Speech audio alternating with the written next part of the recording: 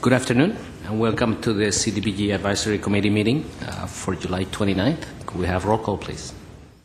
Committee members Armenian. Did I say Present. July, August 29th? Markarian. Present. Kostian. Present. Vice Chair Olivares. Present. I'll correct the date. It's August, not July. Okay.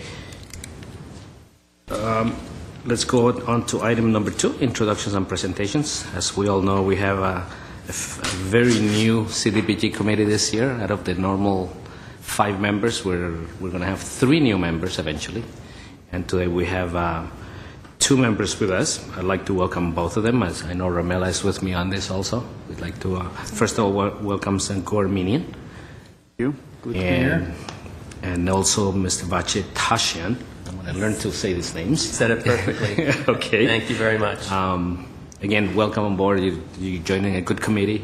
I've enjoyed being on this committee for many, many years, as I know has Ramela. And so we look forward to your contributions and all your input. And if each of you would like to say a couple of words, I think this might be appropriate at this time. I'll just say that I've been involved in the Glendale community been living here for over 10 years now, but very involved in the community overall in multiple ways. I've also done a lot of work in the philanthropy and community development area in my current job with Southern California Edison. I work for their public affairs department. So I'm looking forward to contributing to the community, getting to know our grantees, getting to know our strategic plan, and trying to help the community develop with the resources that are allocated to our city from HUD. Thank you. Welcome. Yes, thank you. I'd like to thank Councilman Najarian for nominating me and the City Council for appointing me. I look forward to working with this committee. I've heard a lot of good things about this committee, and I've heard a lot of great things about the staff. So I'm really looking forward to working both with this committee and with the staff. Thank you. Ramela, did you want to say anything? Just want to welcome you both. I'm sure you'll be a great asset to our committee and to the community. So welcome, and I'm looking forward to work with you. Forward to working with you guys. Great, great. Thank you. Let's move on to item 3, oral communications. I don't have any cards.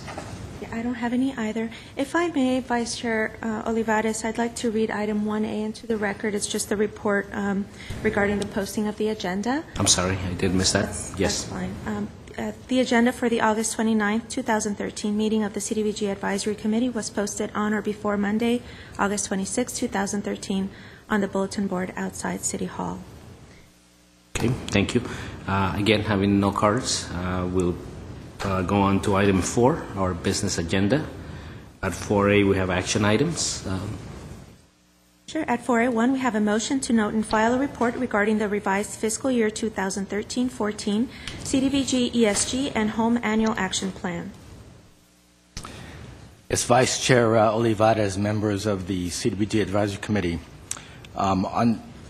you do have a report which outlines the development of a revised fiscal year 13-14 Community Development Block Grant Action Plan. But as a summary, on April 23rd, the City Council and the Housing Authority did approve a proposed fiscal year 2013-14 CDBG annual plan, the amount of $2,067,000, as recommended by the CDBG Advisory Committee. So the City Council and the Housing Authority did not make any revisions to the plan and the funding recommendations that were proposed by the CDBG Advisory Committee. So I think the committee should take pride in that. The plan that was developed by the committee and approved by the City Council was based on a staff's best estimate on the amount of funds that were going to be available to the City of Glendale. We work with our local HUD office as we do every year, and we anticipate what our entitlement allocation is and any adjustments that HUD Washington might be thinking about making to the city's allocation. What we had different this year was we had an agreement with HUD where we needed to pay back $240,000 as a result of a a New Horizons child care development project that never materialized. So we had a preliminary agreement with HUD that we could pay that back on a 3-year term, and HUD would deduct $240,000 divided by 3, which I think amounted to 79. Okay, rounded off to $80,000. So we deducted that from our anticipated entitlement, and that's the plan that we submitted to the committee and the city council that the city council and committee approved. So then, on May 28th, the city received a letter from HUD that HUD had approved a 2-year repayment plan, not a 3-year repayment plan. So we had to deduct more from our funding available than we had planned. In addition to that, HUD notified us that our entitlement amount would be less than what we had planned. So it was a double whammy. So what we did was we went back to the city council with a revised plan that was $120,000 less than the plan that had been approved by city council and recommended by the committee. And so on July 2nd, we went back with a revised plan. And basically, the revised plan included a reduction of $32,000 to the administration allocation, $23,000 to the social service allocation, and $63,000 in capital public improvements. And then the way we dealt with the reduction in social services and capital improvement projects, we did not have a quorum of the CDBG Advisory Committee, so we did not have a CDBG Advisory Committee meeting, but what staff recommended was that all of the social service funding reductions be absorbed by the 2 city projects, or rather 3 city projects. One being the Youth and Family Services Program, which is administered by the Community Services and Parks Department. That was $10,000. One being the Camp Rosie program, which was another $10,000, and then reduce the fair housing allocation by $3,000. So we absorbed a $23,000 reduction in social services. That way, the nonprofit recommendations went undisturbed. And then the way we proposed to absorb the reduction for capital improvements was to apply it to the parks capital improvement project, the Palmer and Pacific Playground project, again, so as not to disturb the recommendations to the nonprofit organizations. So based on that, we developed a revised program that was submitted to the City Council and approved by the City Council. In doing that, we asked and discussed with the local HUD office that the allocation, the revised allocation that was published for the city included the grant reduction for the New Horizons payment or not. And HUD said that it did not include the grant reduction, so we went ahead and reduced that amount. Now we're hearing from HUD that, in fact, and we're trying to get confirmation from Washington, that, in fact, that grant reduction may have been included when we received our revised funding allocation, which means that once we get confirmation, we may be coming back with a recommendation to revert back to the original funding plan. So we will know, hopefully, by next week, and by our next meeting, we'll give you an updated report. So right now we have 2 approved plans, the original plan and a revised plan, so it's going to be one or the other. But we will be reporting back to the advisory committee at our next meeting of which one it is and making a final recommendation. Okay. So, Pramila? I have one question. So for the capital improvement, which project was it? You said it was a pre-designated project, or was yes, it the that the Palmer Pacific? yes, Okay. Palmer Pacific Playground Improvement Project. That will be our capital improvement contingency project. Okay. First, I'd like to thank staff for the wonderful orientation, thorough orientation you gave to me prior to this meeting. I did have a couple questions because I was reading through, and I appreciate the thorough memo provided to as part of this agenda item. But the question I have is regarding the data that HUD uses, demographic data that HUD uses to base their funding decisions on. Is that is there any way for us to take a look at the quality of their sample set just to make sure that it's appropriately reflecting the complexion of the community? Vice Chair Olivares, Commissioner Armenian, I'm going to defer to Mr. Carrillo. He's our data specialist, if you will. That's a good question. I believe that data is with HUD. It is census data that's extrapolated by the data team in Washington, D.C. We've seen how the sample sizes are done based on the last reduction we had, I think it was 2 or 3 years ago, when after this 2010 census came about, there was the same type of data extraction, and we did see the numbers there. It's population census numbers.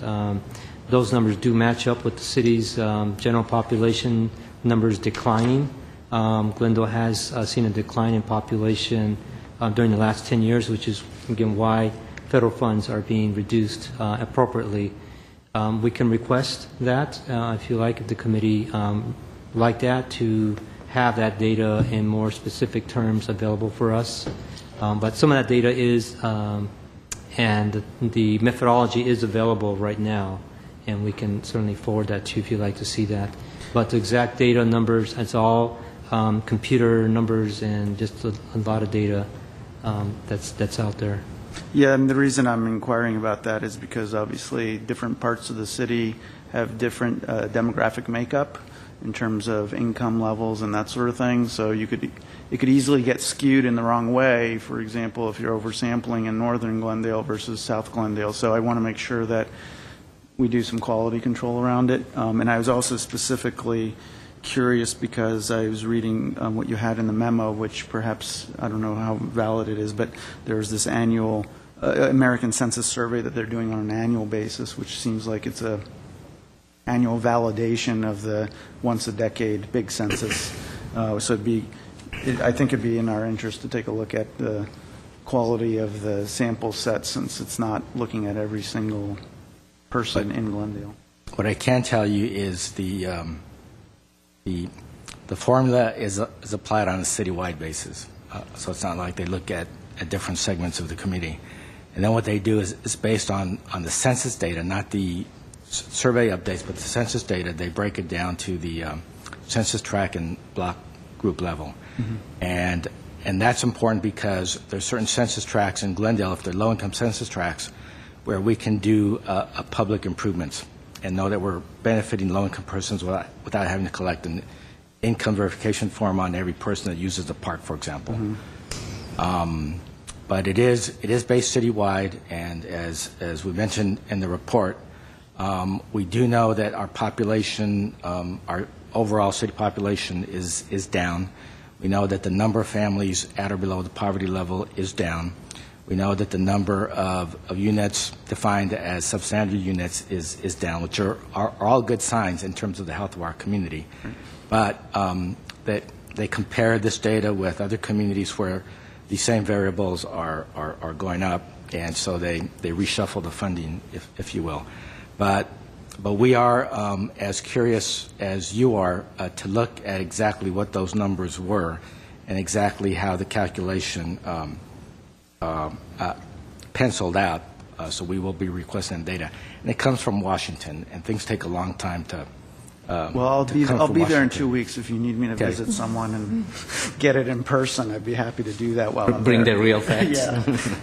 I grew up in Washington, D.C., so I'm very familiar on how slow Washington moves. So I appreciate it. I don't mean to create any extra work for the staff, but I'd be curious, at least personally, as part of my education effort, to get a better understanding. And the only other second question I had, which is a simpler question, which is you mentioned that it went from a 3-year, HUD went from a 3-year payoff to a 2-year payoff layoff. Did they give you any explanation as to why, other than the fact that they want to get at their money quicker? No, just that. They're interested in getting their money quicker. And again, the reality of working with HUD, which hopefully you will come to appreciate, is we have a local LA office, then we have Washington headquarters. And so things have to funnel through the LA office, and sometimes things get lost in translation, or the communication isn't as efficient or effective as we hope it is. For example, in this case, we thought we had an agreement with the local office, and local office thought they had the discretion and latitude to make their agreement with Glendale, but it turns out that Washington had something different in mind. And Washington dictated that it be a 2-year agreement and not a 3-year agreement. Sorry, one last question. Does Congressman Schiff have any involvement or awareness of what we do in this area? Our representative? He does. His office receives all of copies of our plans and is invited to all of our groundbreakings, for example. And when we have questions or negotiations with HUD, we do involve the Congressman's office.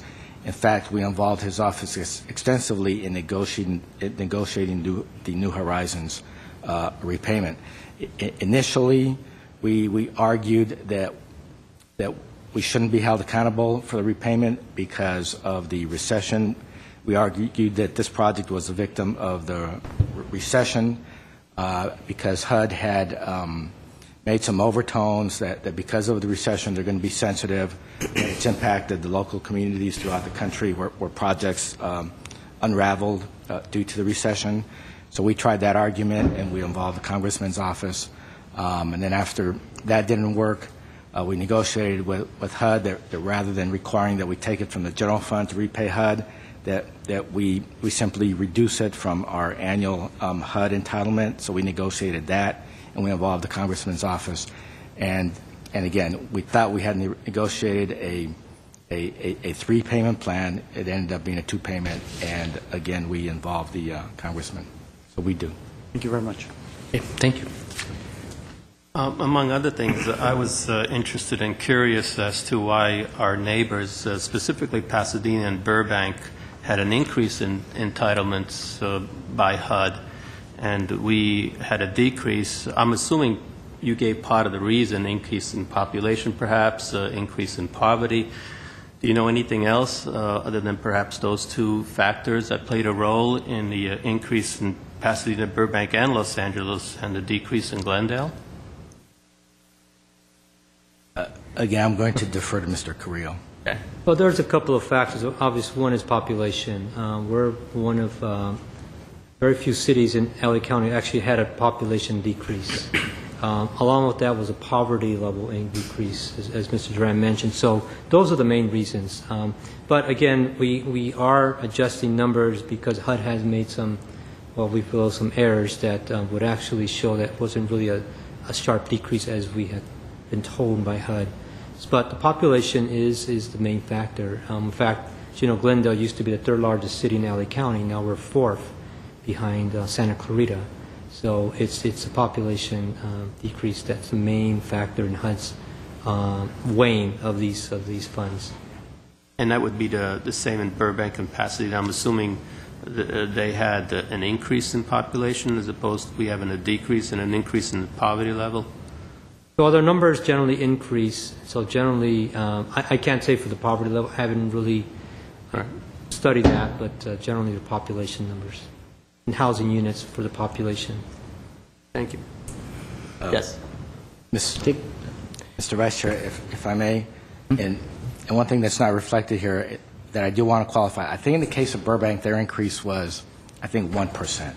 So I apologize that I did not give you more details on that. So it's not like they received a 10 increase and 10%, we received 0. But I think theirs, for example, was 1%, and Pasadena was only a couple of percentage points, and LA cities. But the point was that everybody seemed to at least get a 1% increase where we were reduced, which was hard to understand. So, Thank you. Thank Okay, you. thank you. I wanted to touch on something that's been a concern to me in regards to this process, and given the fact that we have 2 new members, and obviously 3 new members, one that is not here today, and I wanted to talk about the process of what was just presented to us. I was unaware that there was a revised plan being proposed to City Council at any point until recently. I had no knowledge of it, and I don't believe my other members at the time had any knowledge of it. And so I was very surprised to hear that the council had actually approved a revised plan that we had not the opportunity to review or even comment on or have any input into. And so I need to hear from staff as to how that decision was made and who made it, and how we as a committee are going to proceed in a similar situation in the future. I know there was an unusual dynamic going on at the time. I will speak to Mr. Cornell later, but he was obviously not with us at the time. So that made the commission 4, or the committee 4 at the time. And so I need to understand why we could possibly not have a quorum. We never did call a meeting, I don't believe. So, Jess, if you could explain to the committee what's going on.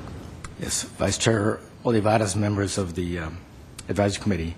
At that time, all of the commissions were in flux. The advisory committee was in flux. We did not have a quorum, as we knew that 2 of the committee members were already nominated out, and a 3rd committee member, as you alluded to, had passed away. So the only valid committee members that we had during this time, during these 2 weeks that we had to put a revised plan together and to resubmit to HUD, were yourself, Mr. Olivares, and Ms. Markarian. So we could not have had a formal advisory committee meeting. I could have done a better job of meeting with you individually, or informed you of exactly what was going on with HUD and needing to get a revised plan back to the City Council, and what our recommendation was going to be. I did not. There was at least one council member who pointed that out and who told staff that was a mistake, and so it's a mistake that we will not make again. And it's on my shoulders. It was my decision to follow that process given the particular set of circumstances at the time. Thank you, Jess. And I don't ask the question to necessarily put it on anybody. That's not the point here. I think over the many years that I've been on this committee and the committees that we've had, it's always been very good communication with staff and the reports and back and forth, and which gave me a much greater surprise than I probably would have expected. So given that we leave that behind, I just want to make sure that in the future we do communicate and we agree on a plan of attack, if you will, on unusual circumstances. And I do it primarily because our new members are here also, and so we all want to have the comfort level of a relaxed communication whenever an issue comes up. So I'll leave it at that. And personally speaking, I'll say that I did agree with the recommendations that the staff made, because I think that's what the committee would have done. We understand how we all look at things fairly the same way. So I did not have personally, as this committee member, an issue with that. It was all a process issue. Thank you. So with that, anybody have comments regarding that? Or? No, I kind of understand that this was a very special circumstance, and I don't think that this kind of circumstance was, had occurred before, where you would only have 2 members. So, but an open communication is always welcome with us. Okay, great. With that, let's go to 4.2. If I may, Vice Chair, this is an action item that would require a motion. Okay. Can somebody put a motion forward? This is on item 4A1. Well, this would be a motion to note and file a report regarding the revised fiscal year 2013-14 CDBG, ESG, and Home Annual Action Plan motion. Is that what it is? Then I'll make that motion. Before we get a second, I just want to clarify, they were not members at the time we made the original recommendation. Does that make a difference? It does not, because they're basically just saying that they received this report that we just submitted this month. Okay, great. Okay, so we have a motion. Do we have a second? I'll second that. Okay, we have a motion and a second. Okay, I'll take roll call. Committee members Armenian, Aye. Markarian, Yes. Tashchian, Yes. Vice Chair Olivares. Yes. Okay, so now let's go on to 4A2.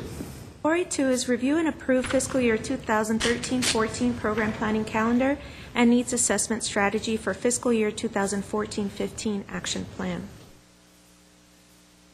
Okay. Thank you, Mr. Vice Chair, members of the committee.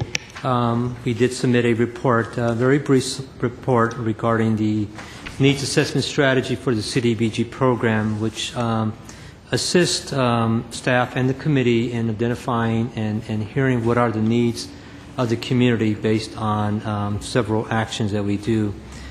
This is in regards to the City of Glendale's 5-year consolidated plan. And I put just a little bit of background in there, but it's a plan that we developed every 5 years to look at our resources and our sources of funds, and along with a very extensive, broad-based community needs assessment involving surveys, community meetings, input by our community agencies, input by our city departments, and input by the committee to develop a strategic plan for the 5 years of CDBG funding along with others federal funds. So this year, as we do every year, we do an annual update of review and validate the original findings of the needs assessment. And this year we are planning to doing essentially the activity we've done, which has been very successful in getting people to come to a public hearing and what's called a focus group meeting, and have them provide us comments and information on several aspects of community development, including CDBG, social services, homeless programs, economic development programs, and citizen participation. So we get a good idea of what the community is looking at as needs occur. By and large, it's pretty much the same needs that have repeated itself over the last 3 or 4 years. Mind you, some differences, and depending on what specifics and what areas need improvement. But this is our needs assessment process for this year, and we will have meetings, of course, with the advisory committee when we get to that point. But we'll have a first community meeting at Man Elementary in September to host this community meeting with the residents. We generally have 50 or so residents come by and provide us some very good information on what their needs are. And of course, we do allow other public comments for, via phone, letters, or just commenting us, giving us comments on our announcements in the paper. We also will look at the data from the census. I think that's a very important element for our discussions, and especially the questions that came up from Mr. Armenian, that we have to look at some of that data and validate that data. So that is in our plan. Lo and behold, we do want to get the HUD data from D.C., but I kind of want to see what's out there in the actual census data and compare it to what is on the HUD data site. So we do have that in our plan to review the census data and anything that's come up that will impact our allocations, and see if there's any, gross errors or something that really would be a suspicious eye to us. So those are the main focus this year with our needs assessment. And we do certainly invite the committee to participate in our public hearings, which are held in September, to participate in that focus group, which allows the committee to view and walk through these classrooms and see what people are saying. And some of them have been users of CDBG funds in terms of being benefited by some of the social service programs or the facilities that we fund. So it's very beneficial for the committee to drop by and see what comments are, and to take note that, we by and large are doing the best we can, given the limited amount of resources. We do review the funding plan with the committee, with the community as well. So these funding amounts are given to the community, and they see what is being allocated for social services and facilities as well. So it is a very, as you know, very tight amount of funds that we get now. So, but that needs assessment is our first process. In addition, we did attach the program planning schedule for you to review. Essentially, those are the steps we take to develop this action plan, which is part of our consolidated plan, and that process starting today with our, of course, our first meeting, August 29th. You'll see in this schedule the bold areas are our meeting dates. So our next meeting is proposed for October 9th, November 12th, and then again back in February for our review of our proposals. As say in the past, we do have certainly needs sometimes to meet for other occasions, whether it's a revised funding plan or it's a cancellation of a project. Then the committee will be called for a special meeting that's not on the schedule. So there is that flexibility. But just know that we are certainly tied to a tight schedule because we have to get our application into HUD early May, and there's a long process before we get there with the RFPs and the review of the projects by the committee and the review by council. So it is a structured process, and we have tight deadlines. Otherwise, certainly grants get in jeopardy if we don't get those applications in time. And occasionally, as this year, we do get HUD to provide us some information that may not be accurate, and that, especially in this year, threw us way off. So we do have to apologize if sometimes we have to backtrack and go back and forth, but we did get some different. Thank you, Mr. Carrillo. Okay. Comments? Thank you. Part of our need assessment also includes the health assessment, the health need assessment. Has that been conducted yet? Because that'll help us, and I know a few of our physicians in the community have raised that question, and they wanted to see if maybe themselves can review what the questions are and what's being asked from the community. Any Committee Member update on Markarian, we use that survey, that detailed survey, every 5 years. It's a very extensive survey, very time-consuming survey, and that survey is every 5 years. Okay. And so that data does come out during our larger consolidated plan survey, and we do sometimes have available to some surveys, but this year we're not planning on using that survey since we've had it a couple of years ago, and it's fairly recent and fairly new data. That, but obviously we would review any other data that's out there where it's healthy. Well, if there's a medical community data, health community that an Adventist or other agencies have conducted, we do look at other data. It's not just the census, but there are other data that's out there, such as the jobs reports or information like that we do review. So we're not just limited to what we conduct ourselves, but what is out there. Okay, thank you. Thank you. Just a question so I can understand the process better. So I understand that the 2 meetings in February are to do a comprehensive review of all the proposals. Which of the meetings is where this committee essentially makes votes on what recommendations on what proposals? Because if it's going to City Council on April 8th, I assume it's before that, but it's after the review meetings in February. So is it the same? Committee Member meeting? Yes. February? It's actually on the same day, February 14th. Okay. That same day, you are reviewing and interviewing the applicants, and after the review, there is a break time, and then you will have the discussions on making the recommendations. The 14th is a full day. The 17th is a half day. It's a capital improvement day on the 17th. So those same days you would make decisions on those particular categories of funding. Okay. it's a really easy day to remember because you're supposed to be remembering your loved one. and we're here. Valentine's Day. Now I have my excuse ready and lined up. Can't go home. Sorry, No, we're stuck here. I can blame it on you. Yeah. I remember our last full day, we were here till like 30. It's a very intense So day. you should make a dinner reservation. Late night. It's late. Maybe we could change that. It's very difficult. Change my Valentine's dinner? Well, no, not Valentine's Day dinner, but if I may, Vice Chair. Yes, please. Thank you.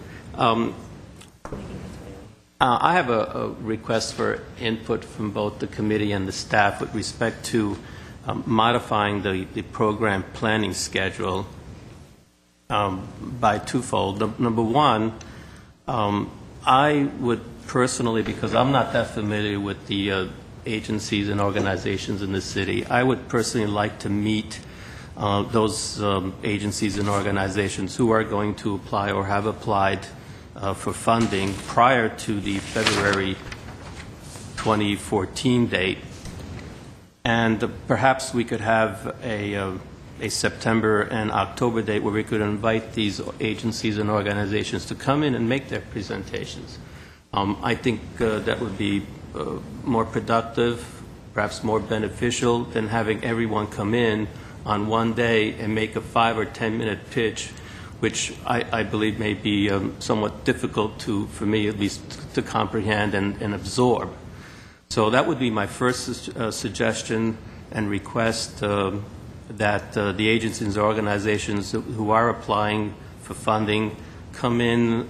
Perhaps we could get 3 or 4 in September. Perhaps we could get 3 or 4 or more in October and make a 15-minute presentation with respect to what they do, what their needs are, what they're requesting. The other thing that came to mind, and perhaps again I could get input from both the committee and staff, is I've heard that these full-day meetings are pretty intense. I've heard that there's a lot of stress and pressure, and because everything is happening in basically one full day, perhaps we could spread that out over a week.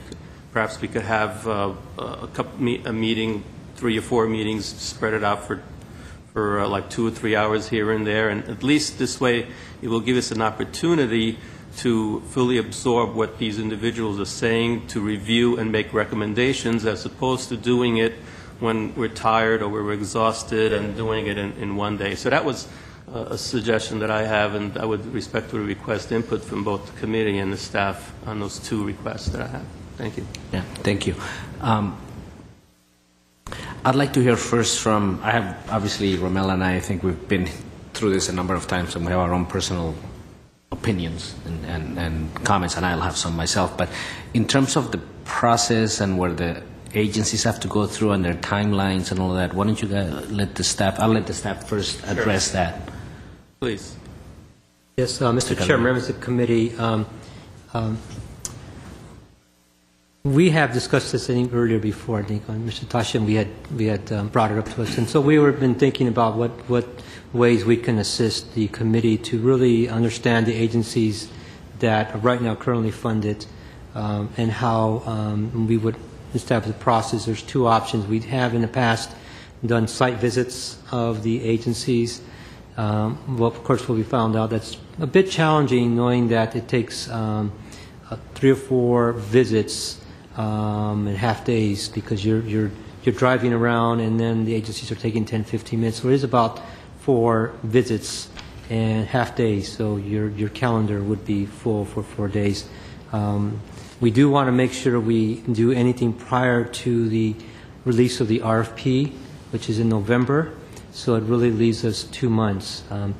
The other option is to, as recommended too, is to have the agencies come here and just give us a 3 to 5 minute orientation on what they do, and not sort of asking this funding, but these are our existing agencies, and this is what we do, and these are the programs we operate, and we're located in so-and-so location. If they may want to bring a picture of 2 of their operation, that may give you a better visual idea of what they're actually doing. That would alleviate you from having to take a lot of time from your schedule off for those site visits and allow you to hear them and maybe compare notes on the agency. So that's another option. We did research some available dates that will still meet our timelines in September and October. So if that's, again, another item that can be discussed with the committee, but staff is available for either way you like to. So I'm not hearing a conflict in terms of anybody who's thinking of putting in a proposal and asking them to come in front of the committee prior to submitting? Mr. Duran. Mr. Vice Chair, if I may, we would strongly recommend that we invite only existing organizations, because one of the things that is paramount to the whole process is fairness, objectivity, and impartiality. And so it would be impossible to pick and choose which organizations that might submit proposals to be invited to make a presentation, and those which could argue later that they were left out or didn't have the same advantage. Even though they submitted a proposal, they didn't have the same opportunity to make a presentation to the committee before we issued the RFP. So we would recommend restricting it to the existing organizations, and as the two of you know, it's those existing organizations that typically submit proposals year in and year out anyway, and continue to get funded because they're able to demonstrate that they continue to meet a priority need in the community and that they continue to do a good job, and they've demonstrated their capacity to be able to comply with all of our rules and regulations and requirements as a government of funding agencies, which not a lot of organizations can do. For example, you will, with time and experience, begin to see that typically new organizations will have a difficult time because they don't have experience dealing with grant funding and all of the documentation requirements and the reports that they have to submit, and certain ways of being able to invoice the city in order to qualify for the reimbursements and those sorts of things. So if we're going to do that, I'd recommend that we restrict it to all of the current organizations. And so we can invite them. We can schedule a meeting in 2 weeks or 4 weeks, and we can or schedule 2 meetings of 2 or 3 hours each, and we can split the agencies into 2 groups, have one group come to one meeting and talk about the programs that they run that are being funded with the CDBG program, and or how our funded programs relate to their bigger picture and their broader goals and objectives, for example. And you're right.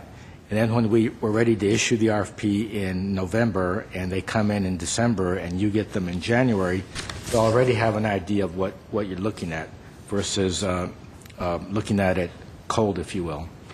So we can do that. Yeah, the way we've done it in the past is we've scheduled caravans, and we've all gotten together to observe the programs as they're being run. That's a bit more hit and miss, though, because some programs are after-school programs where it's easier. Some programs are primarily in the mornings or in the middle of the day, which might be harder for your schedules. But we can try it either way you'd like. There's also the option of having them come and present for maybe 10 minutes and I do believe there's a good value this year in particular having 3 new members. Mm-hmm. So that by the time we do sit down on that intense day, you already know what you're dealing with. And combining it with, as members, we have the option to go visit the sites on our own time. We do have that option. And so on that note, I would suggest that if you could just provide a list of all the current organizations with their addresses and their working hours, and just get that to all the members, and then we can also make that choice if we want to. Yeah, with a point of contact, I know for me, I'd like to invest the time to go. It's one thing to hear presentations, and some people are good at giving presentations, some people aren't good at. I don't want to judge a program based on how good they put together a PowerPoint. I'd really like to see what they're doing.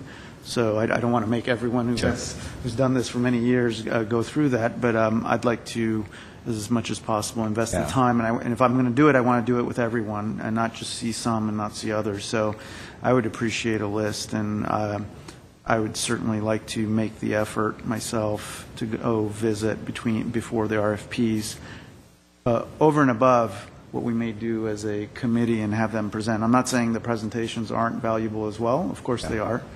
But on top of that, I'd like to get in a little bit deeper. But I think what you're saying is rather than do it on your own time, you'd prefer to do it with perhaps other members. If there are other members who are interested in investing that time, great. If I don't want to be the one forcing them, but if there aren't, I'd certainly be willing to do it on my own. Yeah. If you just gave me a list with point of contacts, I'll make the contacts. So up to you. But I do think that at minimum, I like the idea of Mr. Tashchin's idea of having some additional time built in to understand the program so that we're not putting all the pressure point on one day. Right. Where we're hearing a bunch of, a caravan of PowerPoint presentations, if you will, and then being forced to make funding decisions based on that. Mr. Tarjan, you have Yes, comment? thank you, Vice Chair. If the staff can set up perhaps a meeting in September and October with various, by the way, how many existing current organizations are there? Secretary? 19, There- 20. There are 14 social service projects and 4 capital. I believe 2 of those capital are already funded social service. So we may have about 16 projects or programs that are funded out of CDBG. So we have probably 10 minutes each, maybe. That would meet for 2 hours.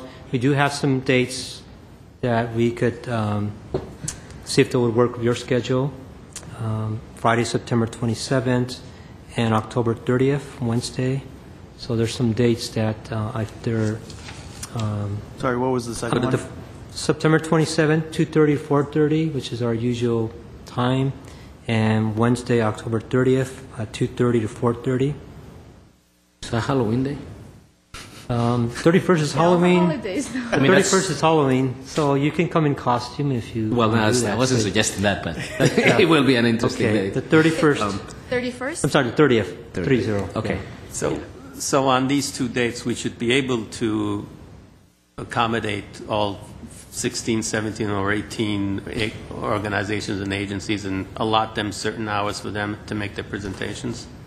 And you're thinking of including the capital improvement projects also? Or I would.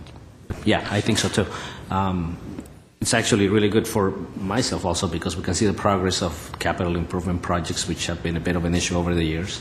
So that come February, we have a good idea where the money is being spent. Yeah. And I agree. Oh, I'm sorry. And I agree with Mr. Armenian's suggestion that on-site visits are important. I think it probably should be on an individual basis because I've always had difficulty in getting 4 or 5 people together and go at a certain hour, but I think the on-site visits are important also. Well, you always have the option to go on it as an individual. That's a given. So I would suggest if you make the schedule and send it out, and those of us who can and want to attend, we have that option. Mrs. McCurdy? Yeah, I just want to clarify because in addition to our regular 1.5 day, the full day and a half day, we're going to add 2 more days, September and October, just for the presentations. And then the same companies, the same organizations are going to return and make the same presentation. And when they're presenting on the 27th and the 30th, we don't have, it's not an RFP, so we don't have data, numbers, we're not looking at any, it's just a presentation. I just don't know the value in that because, again, we're going through the same, same type of presentation, and my understanding was we would have our routine 1.5 day, maybe expand that to 2 full day or even 3 days, but we're very focused because when we look at the packet and when we come prepared and it's one day after another, you're not distracted. September, come again February, I'm going to have to review the entire packet again. It really, for me, I'm already disconnected in these 6 months. My suggestion, just a suggestion, would be that having this organization, if there are 14, 16, as many as they are, spread them throughout the year. have 2 or 3 come, make a 3-hour, presentation, or 2-hour, or half, whatever that takes, and we're not going to discuss finances. They're only going to come to educate the public of what they have to offer. And this is purely for a public education because their outreach is not as wide. And I think I've talked to some of the community members and some of the organizations, and they don't even know of the existence of some of these organizations. So this would be purely, maybe if it's after-school program, having just that 20 minutes or 30 minutes public education, and not really going to details. We're not going to question because we want to make a recommendation. It would just be for us to introduce them to the public. And if they want to bring pictures, if they had an event, they want to show up 10 minutes of their cultural art event, whatever that is for the public. So it's more of an entertainment at the same time educational. And you can do that if they're 16 or 19, spread that out over a year, and maybe have a monthly meeting for us and have them come and do that presentation. But I think when it comes to RFP and really wanting to make a recommendation, it has to be within the same week and within the same 3 days or 4 days. Now, if you think 1.5 days, which I feel it's very much of a, stressful situation, and we have to come up with the recommendation. So maybe spread that out. But having the same thing 2 days, 16 organizations, we're just repeating ourselves. I don't see a value in an organization that should come, and again, we should just listen and say, okay, next and next and next. And it gets boring for public too. They turn off the TV after 4 hours or 3 hours of PowerPoint. Make it more exciting, make it more interesting, have them come monthly. They would look forward to the next monthly presentation, inform the public of this, this organization coming up with a presentation, maybe even, again, showing some of their activities throughout the year. I would find that more meaningful than having 2 days here and another 2 days, 6 months apart, and then I just feel it's sure. No, no, it's just my. No, I understand, and let me kind of give my twist on what you just said. Having been here for a while, and we've both been going through this for a few years, given the new situation with 3 new members, and if it was a year between now that we're starting with this new committee and February 14th when we're going to be reviewing the proposals, we're really talking a very short period of time. The value in having the organizations come in and just make a 5-10 minute presentation of what they do, not their finances, it's just the core of the program, I think would educate our 3 new members as to what it is they do, so that when you do read the proposals, the RFPs, or the responses to the RFPs, then you have a sense of what they do. So I see a value in that. If it's too close to our February 14 meeting, if it's 2 weeks or 3 weeks before that, I don't see the value, because then you're doing the same thing essentially twice. In the past few years, where all the members were familiar with the programs, because we visit them every year, when they showed up in February, we actually not even get into the subject matter of what they did, because we already knew that. Somehow this year, I think with 3 members, we're going to get some more questions along those lines. So I think something in between might be appropriate. I agree with you, but I think, when I just first started 4 years ago, I didn't know some of these organizations, and the packets were thorough, and you can go back and just watch the previous, 2 days of the RFP interviews, and they're very clear. It's just watching a video instead of, to me, they've been in the community. I just don't want to impose this, but I just feel like we're going to repeat ourselves, and it becomes boring to the public, kind of repetitive it's not fair to ask the organizations to go through the same thing. But then don't make that a mandatory. If you're going to spread it out over 12 months, recommend, or maybe, some of the organizations who want to come and talk about their programs, and make that a non-mandatory. I don't believe we can make it mandatory, but it would be recommending something that really public needs the education. We can't just give the public money away and not asking them to educate the public, and having them come here 20 minutes every year, once a year, 20 minutes, and expect the public to know what they're doing and how they can benefit from it. Is no way. they need to make an effort to educate the public. This is a good vehicle. We have the, the forum for it. Let's open it. Mr. Amin? Yeah, what I was going to say is I think just a little bit additive to what Ms. Markarian was saying, which is I don't disagree that this is obviously an opportunity to promote their programs, but I think the real issue that would be valuable for this committee, I would think, which certainly would be for me, is that if we build into the process somewhere where over the course of the year, at least once between funding cycles, a organization is coming in and giving a progress report about where they are with one of their programs, and we can spread that out over the course of all our meetings, so that you're not hearing from the organization only at the moment of funding where they're proposed. I'm assuming I haven't watched the links that staff have sent me yet. I'm going to, but I'm assuming as part of their RFP proposals, especially if they're repeat applicants, that they're saying here's what we did last year and here's what we're going to do next year, as a way of building on their track records. But I think as part of our job, which is I consider the job of this committee not just to make decisions on allocations and appropriations, but also oversight of what's happening with that money between programs. And I think that oversight can be spread over the course of the year and not just at the moment of funding again, so that you can ask questions. And sometimes these organizations might be experiencing challenges. It's an opportunity for them to educate us about what their challenges are before it's too late, and to see, how the committee can be helpful. No, and that is it's a very good point, and it's actually part of the process that we do every year. Yeah. We get updated reports throughout the year. Yeah. Hearing from them would be a good absolutely. thing. And like I said, there's nothing like a good site visit to really get to know the organization. So, but I think, as Vice Chair said, I think that's an individual investment of time that new members certainly should make to at least get up to speed. Yeah. And then from there we can benefit from whatever process we build in that is additive to the RFP process, so that you're not going through 20 PowerPoints and then making judgment calls on organizations just based on, one of them could wow you because they're really good at, PowerPoint, and they put together a video, and, next thing you know, it appears like that program's really worthy, but maybe someone's not as good, but their program's really good when you get there on the ground and you look at it.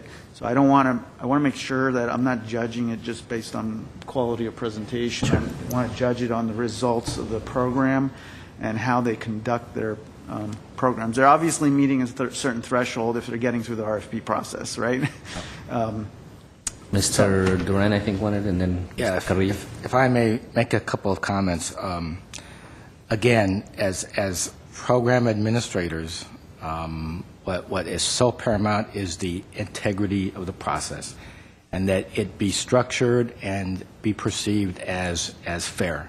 So when organizations submit their proposals and they feel that they have followed all the guidelines and all the requirements of the RFP, they got a fair shot at making a presentation, and in the final analysis they don't get funded or get recommended for funding by the committee, then we go to the council, and they might make a presentation to the council, and the council doesn't fund them either because the council wants to support the committee and follow the committee's recommendations.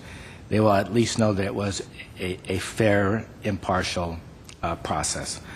So that's what I think about all the time. And one of the problems with inviting organizations throughout the year, depending on the time of the year that you happen to make your presentation, you got the committee at a good time because it was right before you submitted your proposal and your information was fresh in their mind, versus you haven't made your presentation yet, or yours came after the fact, and you didn't get a chance to lobby the committee, if you will. That's what I think we have to be careful of.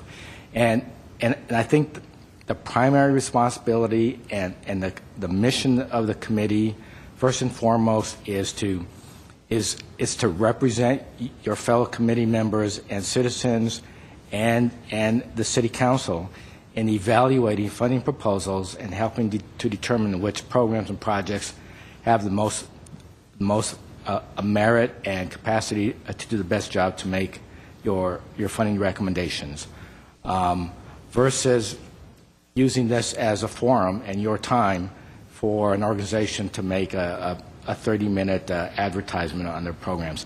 They have to take some responsibility to do their own outreach. In fact, that's part of the test. That's part of what they have to demonstrate to you, that they are effective in the way they conduct outreach, that it's outreach to all groups in Glendale, and that there's professionalism in what they do. Because they have to have capacity, again, to be able just to meet our requirements.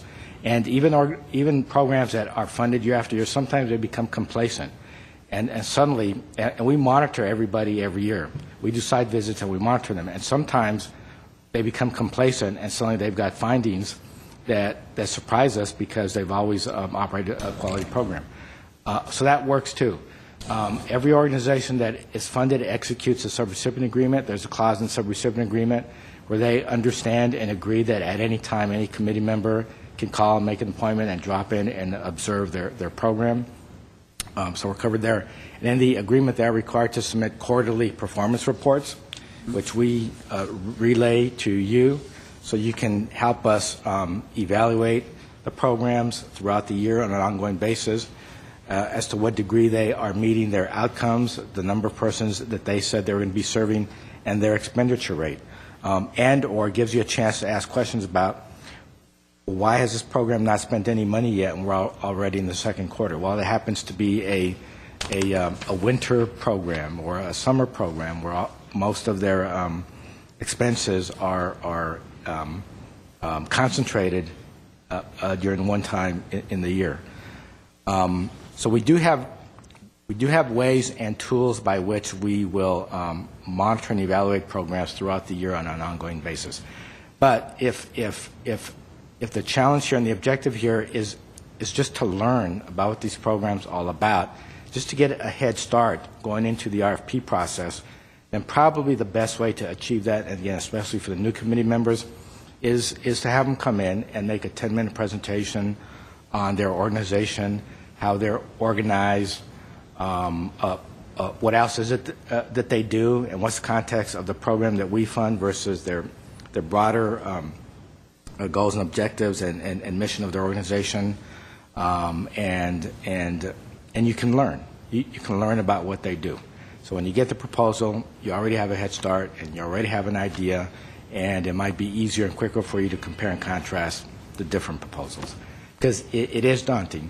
And one of the reasons that we as staff have structured it concentrated in one day, because yeah, it's stressful, but you get it done in one day versus stretching that stress level out over 3 or 4 days. And not only that, but these are televised, open meetings, and so any member of the public, including the agencies, should be able to come to the meetings and sit in the audience and observe, and give you the evil eye if they want to, and to spread that out over 3 or 4 meetings logistically might be difficult for the community and the public also to participate in this process. So I also think about the logistical hardships. And then we have to pick meeting dates and times where the chambers is available in order for us to be able to televise these meetings. And again, give the public and the viewing audience the opportunity to know what we're doing and what we're discussing. So that's all. Okay, Mr. Carrillo. Yes, I just wanted to add a real quick comment too. Just I guess there was 2 issues. One, and I'm trying to decide how the committee wants to go, is one is, I guess, getting familiar with the existing agencies. And I don't think we've gotten to the part yet where I'm giving the report on the numbers served. But getting familiar with these agencies and what they do is one aspect of your request to have them come in. And just to give you an idea, we have in the past with the Parks Commission, agencies come in funded by CDBG and present each meeting, as Committee Member Markarian suggested, to inform the Parks Commission and the general public about the service they do. So that has been done with their committee in the past, and it's been very successful. We went through a whole year process of finishing all the agencies. Was that process mandatory? It wasn't mandatory. It was just requested by or suggested by staff. It wasn't even requested by the agencies. But because the Parks Commission is new and we had merged our CDBG section from community development to parks, it was important for the commission Parks Commission to understand that they have a bigger role than just parks, but with social service programs. So we integrated 5 minutes public information presentations by the agencies to the commission. And we went through a whole year, and we've finished, and we're done. The second issue, I just want to make sure that we separate out any comments about interviewing agencies prior to the RFP. And again, I know the comment was made to invite agencies that might be interested. That's, for us, there's always the issue of transparency and fairness. And we do get that HUD watchdog asking us, well, what are you doing as far as interviewing pre-applicants or so on. So just have to be careful with that and how we structure it. I understand there is a need to get familiar with the agencies, but we don't want to have a pre-RFP and give these agencies that have come in and made their presentations a fair, unfair advantage over those who are wanting to come in. Or we have agencies, again, who have been applying for 10 years. They've taken a year off, are not funded this year, but may come back next year. YWCA is one of them, ARC Family. So there's a lot of agencies that have taken a year off, but have been with CDBG for a number of years, and they will have an unfair advantage if it deems that this isn't a pre-RFP. But again, being familiar with the agencies, that's part of our goal for the committee to have knowledge of what these agencies are doing, because it is a full year of performance that we review with the agencies. The other issue, again, is the 2-day review. We kind of keep you in here because one of the things we definitely want to have is make sure that there's, after you review them, the votes done, the discussions are done, and then when you, if it's 2 days, then usually there could be perceptions of some lobbying or someone calling committee members, for during that time period. It doesn't really happen here, but the perceptions could be out there that someone would get called and ask, how could you support me? So that's another avenue that we've had with the committee to make sure things are transparent, fair, and done in an orderly manner. You do get to review their comments, but I would say the bulk of this, and Vice Chair Olivares and Committee Member Marquardt knows this, the bulk of it is reviewing the proposals. It's not even what they say, it's all it is really down to the proposals and the staff analysis. We do the hard work for you when we review every single page of that proposal, and we give you a nice summary, good questions to ask. They respond to some of our comments, and you really have a good review of them. And that's the objective way that we've been able to facilitate the proposal review process. A good application, and a presentation really is just a question and answer. It's not really a presentation. So just keeping those guidelines, and then, but staff is available for either way, however you like us to move on that. So, given what you've heard, new members, let me hear your comments as to how you might like to see things happen between now and February 14 when we review the proposals. I'll start, if that's okay. So, I agree 100% with what staff is saying in terms of the importance of fairness, integrity, the ethics of it, and transparency. But at the same time, I think it's you have to balance that with making informed decisions. So the struggle that I'm trying to overcome as a new member is to get up to speed, run a little bit faster so I can catch up with my fellow colleagues who have a little bit more experience on this committee, not a lot more experience. I just want to familiarize myself with who we've funded so far, just to be clear, and to get to know them. Not in any relation to future funding, but just to get to know what the committee has done, the work. And I'll be obviously reviewing the past proceedings online as well, so that I can get to know what the discussions and the deliberations were around all of those this current fiscal year's proposals. So that's something I'd like to do on a personal level. In terms of whether or not, let me address the second thing, which is I do see value, even though it is intense, and I understand Mr. Tashjan's comments. I think it is important to see and discuss all the proposals in a condensed amount of time, because what you don't want to do is go away for several days a week, come back, and you'll forget what you discussed. I don't remember what I had for breakfast yesterday. So you want to see it all together, I think, so that you can do the compare and contrast on the spot while it's all fresh in your mind, and then make some decisions. So while it is intense, maybe the 1.5 becomes 2 days, but still within that condensed period, I'm supportive of that. I think one thing that maybe was said and I missed it, but the one day, the solid day, is all the social services only, and the second day is only the capital improvement project. So it's a logical separation. And so in terms of whether or not we bring people now before, I am sensitive to making unnecessary work for both staff as well as these organizations are stretched in terms of staffing, I have no doubt. And so I don't want to create work for them. It is in their interest to get 3 new members up to speed. I think that's the problem we're trying to solve here, first and foremost, before we get to the promotion of what they're doing and those things, which I think are longer term issues. The first challenge, we're trying to get 3 members up to speed on what they're doing, and so whatever the most efficient way is to do that. If it's me going and visiting, and that's the most efficient way and doesn't waste other people's times, I'm completely game for that. I'd like to do that anyway, because I personally see value in the on-site part of it.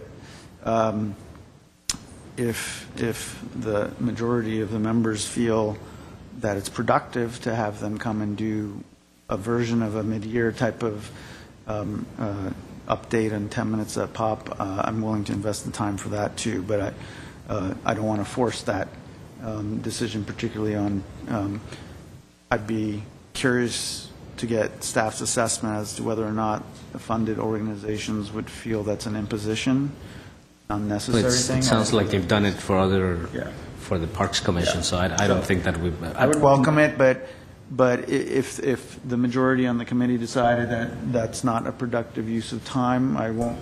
My feelings won't be hurt. I will be making the investment of time on my own just to catch up. Yeah, with also bear in mind that when we do get the packages prior to the recommendation, there's a very important part of that proposal that explains what they do. Yeah. I understand being familiar with the actual on-the-ground process and what they do is important. To me, isn't it? The part of this is the red tape part of it. That there's a process, and that creates fairness and equality, which is very important. Part of it is the human part of this, right? At the end of the day, we're trying to affect quality of life for a lot of people, regardless of whether it's a capital program or a social service program. So I'd like to understand that human side of it personally, so that I can factor that into my deliberations in the future. Right. Mr. Chachin, any comments? I'd like to put a face to a proposal. I think that's very important. It's great that you have a detailed proposal, but I want to see a face. I want to see people in front of me, not making a pitch on the same day that I'm making a decision. To me, I think it's important. I concur with most of what Mr. Armin is saying. I believe that a detailed proposal, which I'm sure that staff has always submitted, is important. But I think it's equally important if I put a face to it and I could hear someone explain to me what they do, what they've done, and what they expect to do in front of me. And I'm sure they'll come in with a nice presentation, but that's fine. I don't care about that, But I want to put a face to it. I think that's important. And I think it's also important not just to make a presentation, but as to oversight too. I think the more contact we have with these agencies, I think the better we understand them, and the better that we could be able to serve the city and serve the responsibility we have as members of CDBG. And I think this also helps the public, because the more contact the public has, the more they understand what these agencies do. So are you in favor of having the currently funded groups come in to make a brief presentation strictly of what they do, or would you prefer to visit them? I prefer that they come in, because for me, I don't know if I could be able to devote a specific time, as you indicated, Mr. Durant. Some may be available, some may not be available, it'll be hit and miss. I don't want to take that risk. I prefer to have them come in, make that presentation. If it's over a 2 or 3 meeting period, that's fine. And then if I have the time and I want to go out on a site visit on my own, then I would do that. Okay. And I don't think we're talking about presentations that are going to go on for 30, 40 minutes each. I mean, we're talking 5 to 10 minutes. In reality, that's all we really need to get a sense of it. So, I mean, I don't want to put time constraints on. I think the staff would probably be able to put time constraints but I mean, on. I think we've been through this process for many years. I think I have a sense of how much time they would need to just present the core of what they do. Sure. Okay, I have Mr. a question. Marconi. So would these presentations be on a volunteer basis, or are we making those mandatory for them to come that day? And my second question is that how about the ones that are going to submit an RFP, if they're in the process or if they have submitted, because September, no, the RFPs are not out yet, but can we inform those who are planning on submitting RFPs to also have a chance in presentation? And 3, would the staff make any kind of, report or summary of the organizations that are coming forward? And I know Mr. Duran is going to talk about the fair thing to do. I'm sorry, what was your comment? You're going to talk about the fair thing to do. Yes. I strongly vote as committee member Markarian. My recommendation would be to restrict it to the organizations currently funded. Because again, if we try to anticipate or guess which organizations are planning to, we're going to miss some organizations, and they would have a case to argue that it wasn't fair because we didn't give them the same opportunity to have the committee get to know them. So when they submitted a proposal, you already knew what they were about, and it was fair. That's my caution in doing it that way. I think our highest priority is to learn about the organizations currently funded, because they're currently receiving money, and they are currently accountable to you and to us because they are funded by the committee and the city council. So I would restrict it to those organizations. Yeah, and I would agree with that. And I think, if I may put this forward, is to perhaps organize a couple of CDBG committee meetings where you invite them to present. I don't believe they should be mandatory. Yeah, and the way we'd phrase it is that we strongly recommend that they come to this meeting on their scheduled day and time, and they know that they need to impress you, and it's as important to them for you to know what they're all about as it is for you to know what they're all about. And I think if you frame it as it's an opportunity to educate 3 new CDBG members who haven't been part of the process before, that might give them a little bit more incentive to. So if you schedule And also the public. I'm sorry. Also the public. I mean, we have an audience, I'm assuming. I have people watching, and that's important also. I'm sorry. Yeah, no, and so if I may go back to then suggesting a couple of dates that you can pick, and obviously you let the committee know. And But we have The two dates. oh, that's right. You got October 10th and September 29th. September 27th and October. We actually have 2 dates. 2 dates. So we already probably schedule those 2 dates. Mr. Carrillo? Yes, Mr. Vice Chair, sorry. My suggestion we'll look at our agenda item, which is our next meeting, which is scheduled for October the 9th, which has a certain amount of agenda items. If the committee would like, we can stretch the meeting out, at least maybe an extra half hour at starting those interviews the 9th. Okay, schedule a and few that other way you would only organizations. have one more extra meeting to meet on either October 30th, I guess, will be the next time. Staff could recommend some dates, but back to, I think, Committee Member Markarian asked if we could make it mandatory. I don't think we can make it mandatory. Obviously, we highly suggest to them to attend. Now, our experience with the Parks Commission was that 100% of the agencies were here. Maybe one agency which is not able to attend because it's scheduled the way their program runs, but they certainly are aware of the advisory committee's role in the funding their organization, the responsibility that they have to report to us so that we can report to the committee, as you'll see in the reports we have here. So they certainly respect the committee and will make they will make the effort to present. We will just have to work on the agenda on this, and also what kind of questions you want to have, or if it's just their presentations or their I agency think and it's pictures. just presentations of what the program is, and then if any member wants to ask a question about strictly the program, I think we understand what the purpose of these presentations are. So I have a question. Would we be able to do this in like a half a day, or are we talking about multiple meetings? Our time is so limited before RFP goes out. Mr. Vice Chair, committee member, I think what we're suggesting is we currently have our next meeting scheduled for October 9th.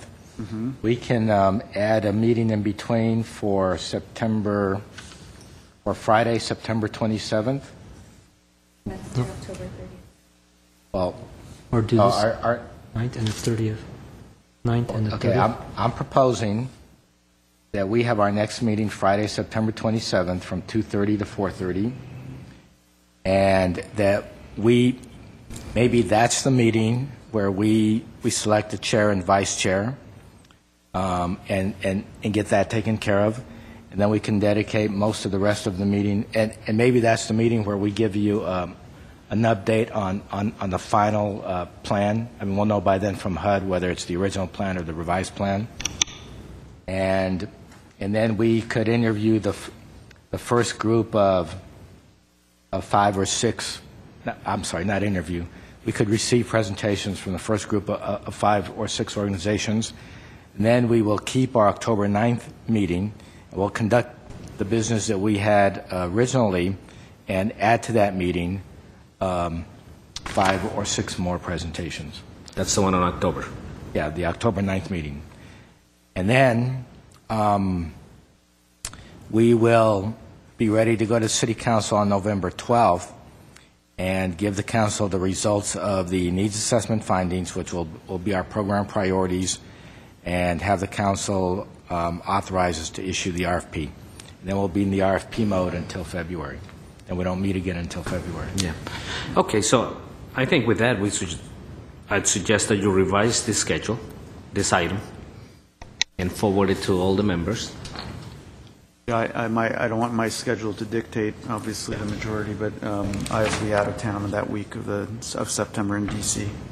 Trip in D.C. where I'll be visiting HUD, remember? Well, it's important that you be here. Yeah. We want to make sure that No, all the I members appreciate are the consideration, here, yeah. but, schedules are, like Mr. So Cashman said. it's If you always can difficult. change it, I'm for it, because we So- want to make sure that So you're saying you're members are here. September 27th is you're not a bad here day. September 27th. Yeah, and the week before, So September 27th would only be really to the benefit of 2 new members, assuming that the third member that's not here today would be here. yeah. So- So the following week is... Is there an alternate date? The next one's October 30th, right? The only other dates that were available in September were at the beginning, like on the 12th or the 13th, and the third committee member would not be back in town at that time. It would only be Should we for the move 2 the new. October 9th date, push it back a little, and then get another date in? Like if we do an October, is October 30th too late? And then have a meeting before then, so Mr. Armenian would be there? The first week of October, is there any availability then?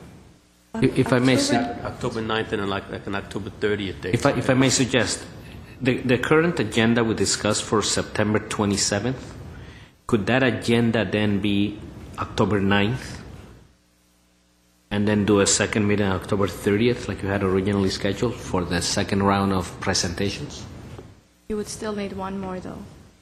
No, what I'm suggesting is we would get it into those 2. Oh, okay. Yeah. So we'll have 2 meetings, and hopefully everybody will be here.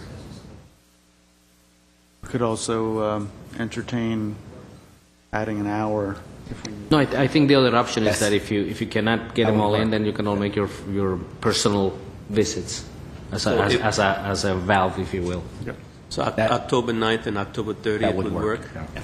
Was Okay. October 9th a half a day, or was it a full day? Both dates we I'd had suggest down a as couple hours. 2:30 to 4:30. Okay. Yeah, 2 hours. So there would be 2-hour meetings each. Yeah. So if necessary, we can even, as Mr. Right, so now they might be- mentioned, we can We extend can that. lengthen the meeting Yeah, a so little bit. now they might be 3 hours instead of 2.5 hours. Yeah. Okay. All right, so then you will revise the schedule. Yep. Forward it to us. Now, this is an action item, so we're just going to push this over to the next meeting? Or what do we do for you guys, for the staff? What do you need from us? Because we can't take a vote. Motion? You need a motion? A motion with the revisions as discussed? Exactly. Okay, so can somebody put forth a motion? Do you remember the dates, Mr. Tasha? I'll make a motion to... I have so many dates in front of me.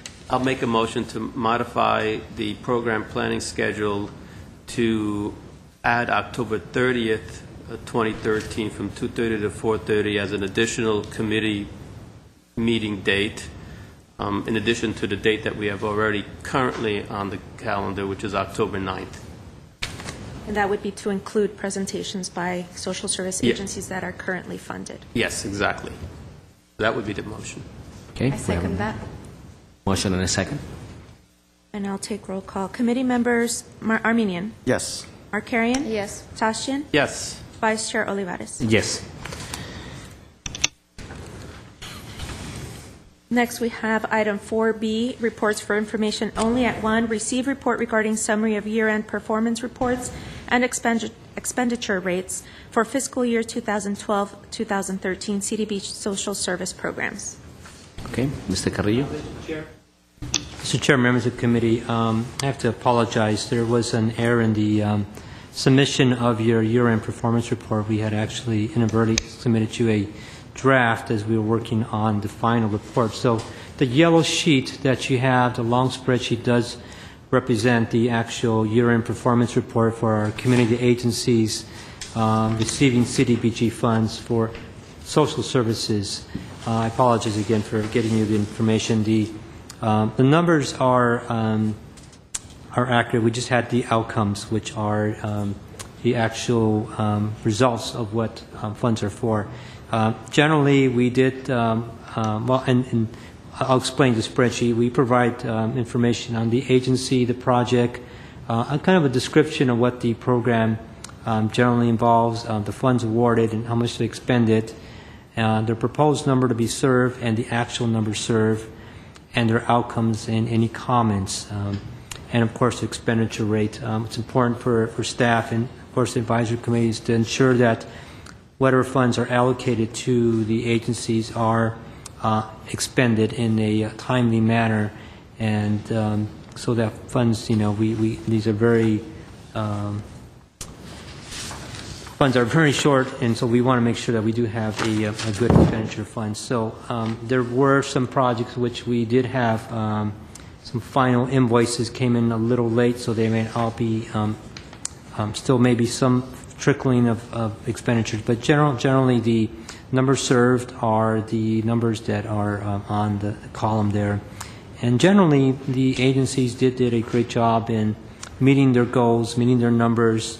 I believe our number of unduplicated served was about 1,700 this year. Again, that's unduplicated. It does not mean that's just counting one person once, but if that person came back for multiple services or different issues, we only count that one. So in essence, it could be up to 3,000 service units for our program. So which is a very significant, because these are targeted programs and targeted activities, and they do service a good part of a community that really needs priority services. So.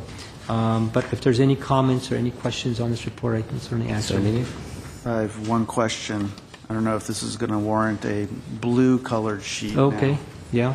but it looks to me like the math is off on the second item, which is Community Outreach Project by Armenian Relief Society. This says 87 out of 80 individuals. Looks like they're inverted. That's I believe that is actually it's a statistical observation. We actually have a goal of only 80 individuals who are supposed to complete this program. Mm-hmm. An example, ARS has done 87, so they went beyond but that's a very good observation. That's a very good It looked like they were observation, inverted, and I like looked the at same with the that. 35 out of 30 individuals. I said that. Yeah, the goal was Armenian 80. Relief Society Yes. always goes above, serving more than, yeah. You'll see that in outcome number 235 out of the 30, the goal of 30. And again, I apologize. This may have been a little bit too summarized for you, but our staff does get it, but we need to be better. I can understand. Better, when you read it on face at value, reading it, this. it looks Exactly. like, yeah, it looks I like, assure you that if you were familiar with it, like you're going to be by the end of this year, you would understand those numbers. That number is going to grow. It's going to double. Right. Is I this thought up this to was date? Yes, All this these is up-to-date up to numbers, date? yes. Very good. Thank you for this. But these, again, are reports that certainly do come in handy for you as in the past, the committee members, when you do evaluate proposals. If you do see discrepancies or goals that are not met, these are very good questions to keep. So I would certainly, and there may be maybe one more blue sheet that we will finally give you with maybe some summaries. And again, it's a very good tool for you to use throughout the year when you do, especially if the interviews come up and later on during the process of RFP, where you'll remember, well, so-and-so agent did not meet their goals, or and of course what corrective actions are being done. So we use this So as just the question so I can understand it better. Where would I go for the goals, into their actual RFPs, or where? Like you said, the 80, for example, on ARS was the goal, and they exceeded their goal already. Where are those goals listed for each organization? The goals are derived from their RFPs. So they, in RFP, suggest that they're going to have 87 individuals complete, 80. Or 80, I'm sorry, complete this outcome. These are outcomes. There's a question in the RFP that has the outcomes. What are these outcomes? So it would be 80.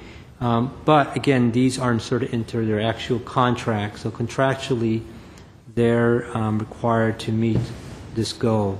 Okay. But the contract has it, but they're derived from the actual RFP. Okay. So if I were to look through the RFPs, then that's where I can see it. Okay. Thank you. Okay, any other questions? Just a note, Mr. Tajan stepped out for a couple of minutes, but we can go ahead and on to the next item. Okay, item 4B2 is receive report regarding status of current CDBG capital improvement projects. Yes, Vice Chair Olivares, members of the committee, very similar. We do have a summary and status of the current CDBG capital improvement projects. So, CDBG funds not only the social service programs, but by and large also very significantly the capital improvements for the city's parks department, which are a priority for the city for parks. Generally, they are all in South Glendale, where our highest need is and the highest use. We've also funded nonprofit capital improvement projects. And before I get that, I'll have a presentation, but the chart again shows what's been appropriated, what we've expended, any encumbered balance that might be available. That balance doesn't mean what's available in the account, but what has already been accounted for a project. So by and large, you'll see there really isn't anything there that we see as unencumbered balance, but you'll see this is broken up between the city projects, such as the Palmer Park, Maryland Park, and nonprofit projects such as the GMC project, Home Manette Hamilton Court projects. You'll see there's multiple years of programs which have different activities. So some of them started a year ago, some are in construction because they started a year and a half ago. Generally, the capital improvement projects do take normally longer than a year to complete, given the time that they have to get their contracts together, do their construction bidding. The whole process is usually about a year. I should add design as well. So we are currently in 11, 12 projects, 12, 13. But right now, this has been the largest amount of projects we've had in the pipeline in a while. Given the fact that we have 1, 2, 3, 4, 5, 6, 7, 8 projects right now in the pipeline. I'm sorry. Did I not? No, it's okay. I had pulled it out from my email, just that it's different format. Thank you. So what I would like to do is just real quickly, just so you see what these projects look like. And by and large, these projects, these nonprofit activities are generally also housing the social service programs that we provide funds for. So there's a need not only provide that needed social service program, but to maintain and facilitate the renovation of some of the existing community agency facilities so that they can, of course, better service their population, their clients, and also expand programs to provide additional services. So I'm going to just walk you through a few of our nonprofit projects. This one, unfortunately, I cannot give you a picture of where it's at. This is actually a facility, housing facility, apartment unit for Door of Hope, which is on your sheet. It is a nonprofit housing facility for women who have previously been victims of domestic violence, and this is a transitional housing facility where they'll actually get services and move on to permanent housing after the counseling is done and the employment and all the other necessary support services. This is a project where we funded multiple years for some electrical improvements which were completed this year. You can see they did not have any air conditioning in those units. This building is very old. There was fans put in there, a new electrical system, which will allow Door of Hope to add actual air conditioning into the property. Part of their match was to find some funds to provide air conditioning. The next project for Door of Hope that's currently funded out of CDBG is a plumbing project. They went through a very extensive RFP process and now design process, are now developing bids or plans to go out to bid for plumbing throughout the units. One of our other projects is Neighborhood Legal Services. This is on Chevy Chase and Adams. This is a very significant landmark here in the city. CDBG funds have been used for the exterior improvements. Last year, I believe, we did some roofing improvements, and now it's time to, I think their next thing is to work on the window replacement. The windows, of course, are original. They're not energy efficient. They need to replace them with similar type windows, and CDBG funds will be paying for that, and we expect to go out to bid later in September for that project. But this also houses not only legal services for the community, free legal services for the low-income community, but also houses a satellite library run by the Glendale Public Library, which provides library services to the community around Chevy Chase and Garfield. So it's a very well utilized space for our community services and definitely meets a need for legal services for the community. Many of you are familiar with Houma Netman Youth Center. I call it number 2. This is the North Campus of Houma Netman, and they, of course, provide a number of youth services of recreation, cultural activities. In this project, we are doing the Kids Corner. I'm sorry, I don't have a picture inside, which is renovating an area of the facility that would allow the younger children of the siblings who are playing different sports to participate in some activities, and allows parents an opportunity to have their young children be supervised with some formal activities. So it really lends itself nicely for the overall activities of Houma Netman. Our Minimum Relief Society, again, one of our agencies that always overperforms, is located on Glen Oaks Boulevard. We recently did a roofing project. All the roofing area needed to be replaced. It's a fairly new building, but they did have some issues with some of the building, some of the roofing, and so we did do some improvements to the roofing. We also did some, and there's another backside of that roof. We also did the interior improvements of the Houma Netman, the carpeting, and this is before, but this is the walls that we did. This may be after. This is before, and some of the roofing. There was a lot of that may be after, a lot of roof leaks that were coming through, and they were really causing some issues there. So again, CDBG, through the application process, provided those fundings for that project. And again, ARS does a number of services for the community, including the Christmas toy drives every year, and does a great job in assisting the community with health, ESL, counseling, immigration services. This is one of our projects that is in construction. This is a 1920s building, I believe. This is Glendale Adventist Medical Center's Community Services Center, which is a 2-story building, which is a gymnasium-type social service center, which will begin to develop new programs. We anticipate some senior programs by JMC to begin to utilize the space on this floor. The bottom floor, first floor, is a counseling and food bank and food distribution and a thrift store. Not their normal thrift store. They do provide vouchers for the community, for homeless agencies, for the school district to come in for free clothing. They have clothing, dishes, furnishings, small furnishings. There really is not a profit margin here for this thrift store. It's really a community services. Whatever donations they get goes back into paying for staff and keeping the place operated. They expect to have this project done with, essentially we're doing air conditioning units for the both first and second floor. We anticipate finishing by October 2012, so hopefully even sooner.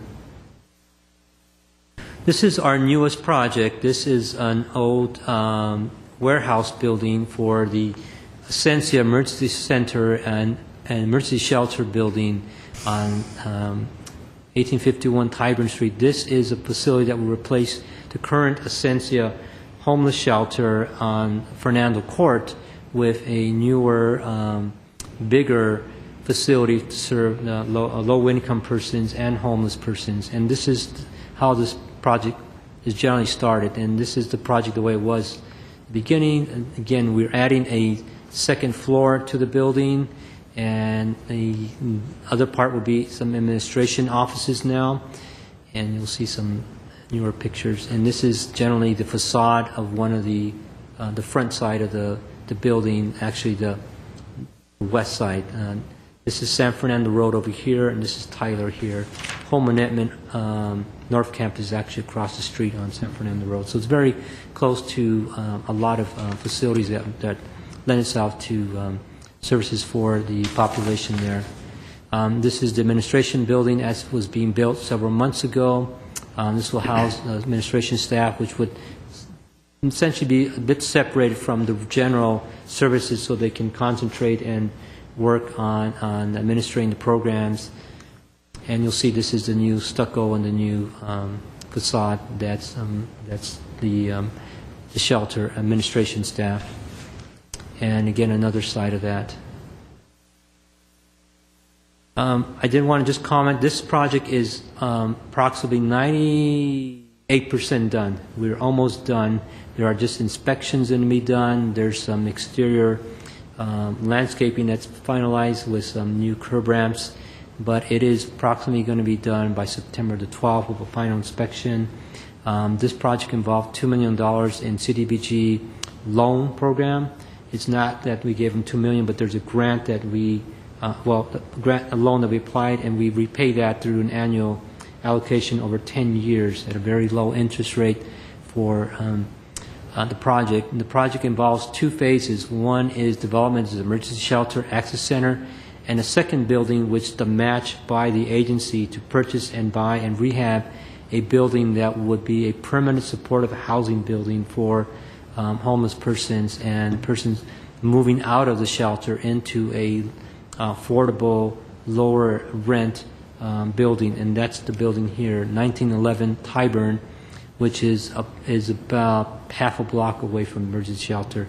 The owner of the building, SHO Hope, or Essentia, is going to do the rehab of this project through some housing funds, not CDBG, but it's actually the home housing funds from the city, federal funds, and that will allow for 9 units of affordable housing for persons coming out of the shelter and transition to more permanent supportive housing, and eventually into their own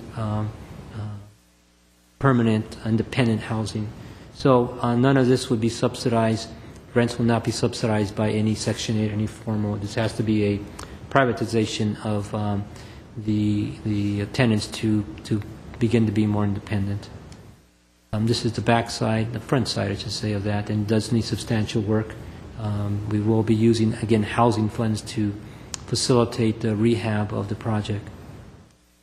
And those are generally our nonprofit projects. As you know, we also do park projects. We do a number of other agencies. If you look at the nonprofits in the city of Glendale, especially those of the south side, you won't find an agency that's not been touched by CDBG. We've been very lucky to have a good committee that has been very good at making decisions that help distribute funds on a really needed basis, and there aren't difficult decisions, as you'll see in February to make. But lo and behold, the agencies are making improvements that are very valuable and much needed in our community. Okay, thank you. Any questions? No? Okay, let's move on to item 4B3.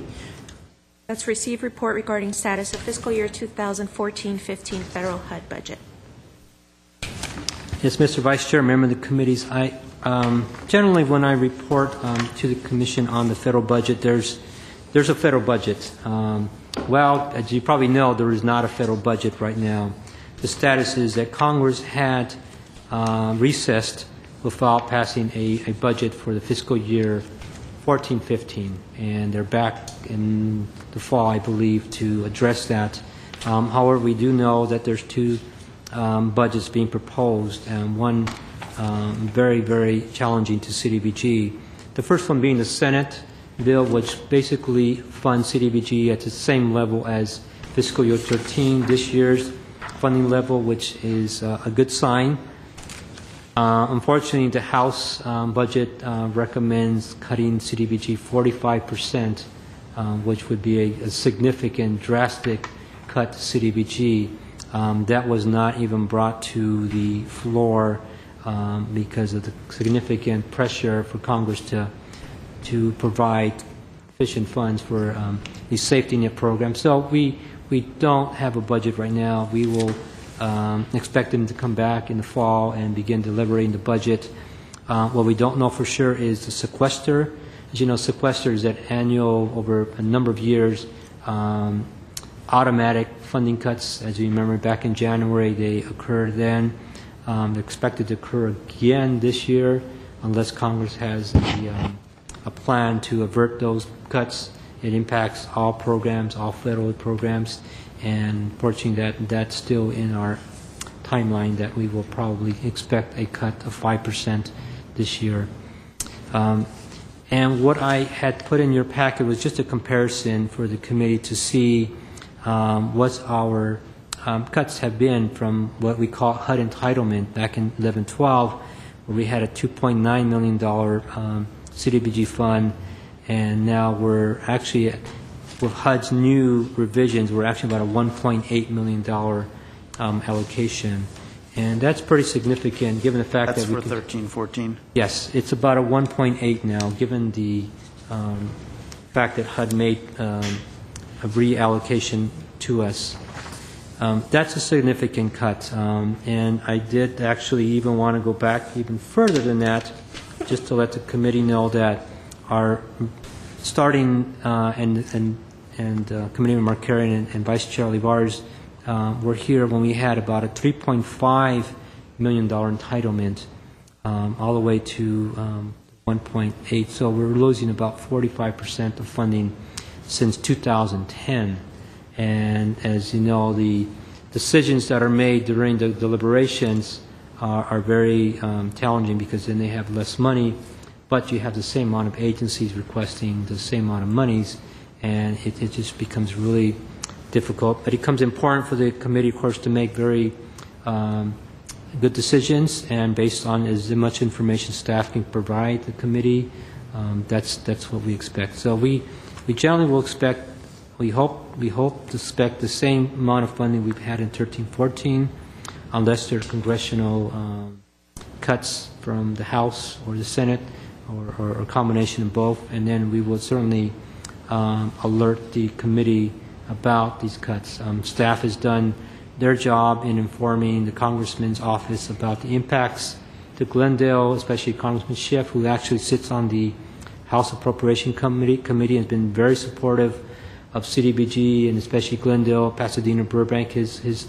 district, and we certainly want to make sure that our agencies are aware that these are impacts to the federal government, and they have a role to play in hopefully informing them that we rely on their input as well. So, but I, wish we had some better numbers right now, but this is all we have at this point. This is all preliminary anyway. All preliminary, yes. Do we have any questions? One quick question. So I think I heard you say that your expectation might be another 4% cut. Correct. And if Congress doesn't do any work, which it is pretty good at, are you going to factor that in? Are we going to be conservative, I'm guessing, in terms of how we go about this, so that we don't have to go back and do adjustments like you were forced to? That's a good question, committee member. I mean, I'd rather be giving the gift of money later as opposed to... Yes, that's a very good question. Yes, I believe we will be conservative with giving a 5% sequester, and again, thinking about what Congress's mood is like. If there's a chance that there will be even further cuts, then we will just be prior to committee approving the final funding plan.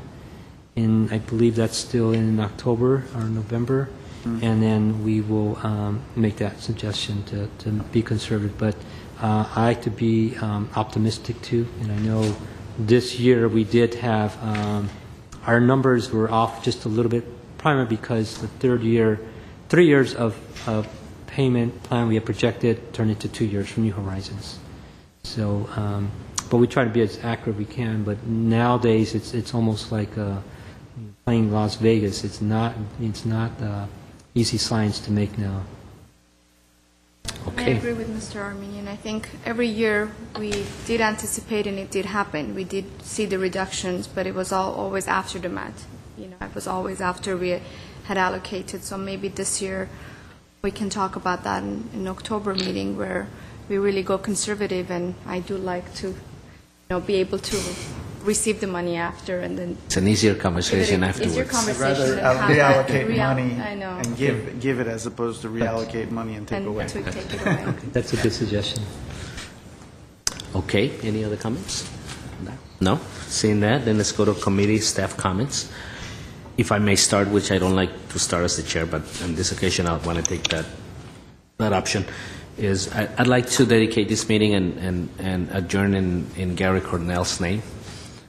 He was a person I knew very well, and he's obviously no longer with us, and it's been a long time since we met, so this is the first opportunity we've had to mention his name. But I wanted to say what a loss that was to us. His heart was always with Glendale, and he did everything he did in the community was for the city of Glendale. So I'd like my fellow commissioners to join me in adjourning this meeting in his name. And anybody else who has any comments? This is the time. Mr. Cornell will be missed. He was a good friend with a big heart, and he always had good recommendations, and he was a great commissioner, and he served the city, and we respected him a lot, and he's going to be very much missed. So rest in peace, Mr. Cornell. Yes. Any other comments? No. My only comment, I did not know him in his capacity as a member of the CDBG committee, but I knew him in his capacity as a caring member of the community. And so even just in that role, I think he was a role model in terms of his caring for the community. So someone good to keep in mind as we serve our city. Yeah. I didn't know him either. However, I did hear very nice things about him, and I did hear that he was very active in the community. And I express and send my condolences to his family belatedly. Thank you. Mr. Carrillo.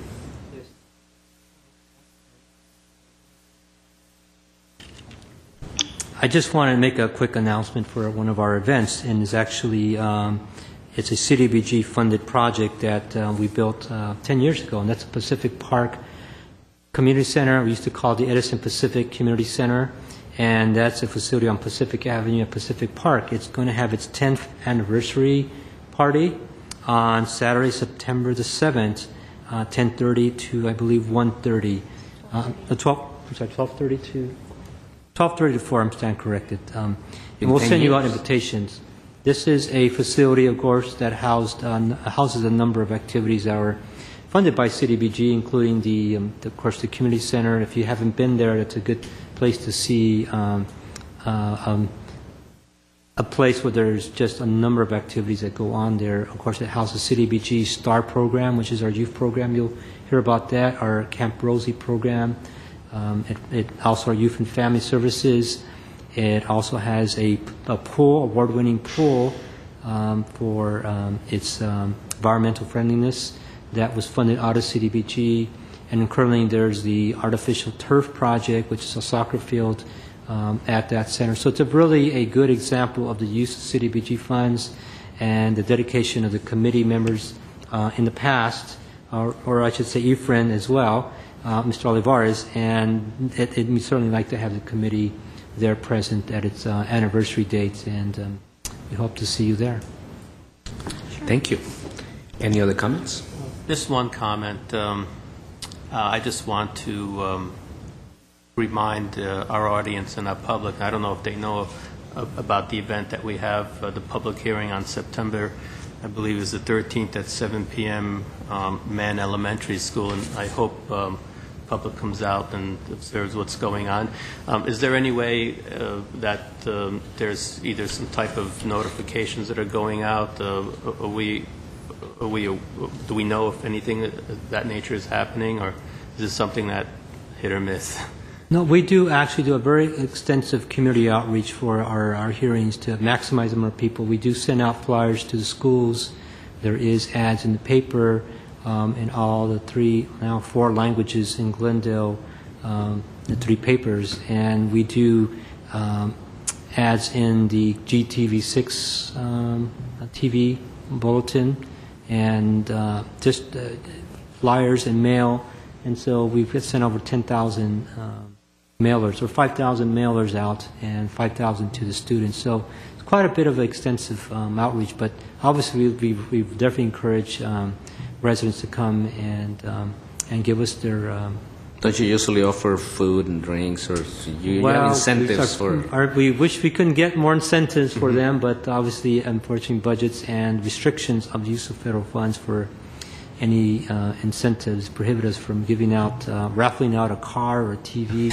So we're kind of stuck with just having us there and doing some small raffles. We do raffle off movie tickets. Or well, I'd love to be there, and hopefully... No, if I can add, it's important for us to be there. And in the past, it's always been a really good turnout. Great. A very good turnout. That's great. Is that in our calendars, Iris? It is in the planning calendar that you approved today. Okay. I think we are still securing that date with the elementary school, but if there is a change, staff will probably know. And What time is that at? We didn't mention that. 7 p.m. at the Mann Elementary is where we annually hold our event. And just to reiterate, even though we did approve the revised schedule, let's just go ahead and send the revised schedule out to the members via email. I definitely will do that. Okay. Anything else? I also want to thank Mr. Olivares for stepping up and chairing a great meeting today. Thank you. Thank you. I want to thank my colleagues for the warm welcome, and I look forward to working with staff and my colleagues. Exciting work ahead. Thank you. Right. Does anybody move for adjournment? Make a motion to adjourn the meeting. Thank you. We're adjourned.